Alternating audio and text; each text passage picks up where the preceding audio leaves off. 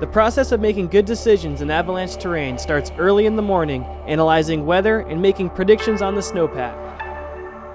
Guides in Alaska watch precipitation, winds, and temperatures all season long.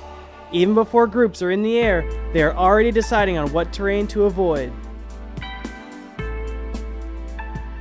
Guiding in Alaska or in the big mountain arena anymore has got so many different variables. It's about your health, your conditioning, the equipment you carry, your pack, taking advantage of the technology, but also being very practical.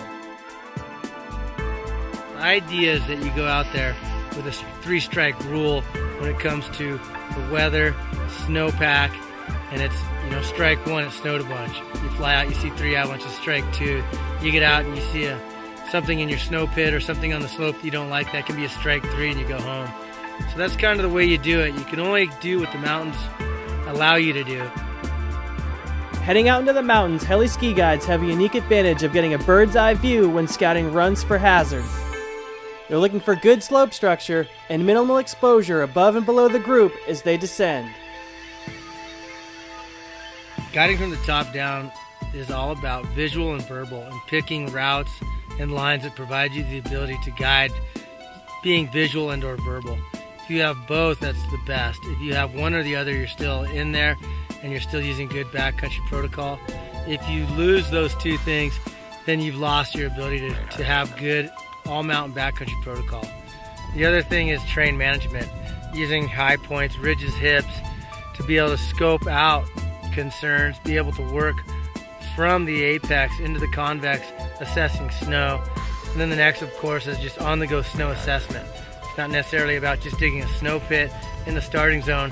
It's about that and all your hasty pits, all your snow tests, all your test slopes that you can identify, and working in the mountains with enough experience that you actually can identify just by the feel of the snow, by the sound of the snow, and by the texture of the snow, this inner sense on reading concerns or red flags that may jump out at you. So you really are following the cycles and listening to what the mountains are going to let you do or not do.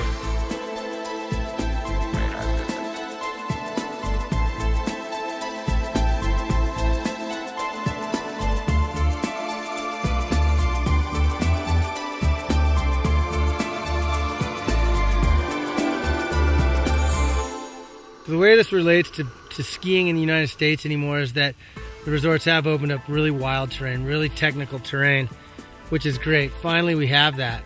But people are not differentiating between, say, all mountain skiing, which is off-piste in Europe, and or piste, which is groomed runs, totally controlled places.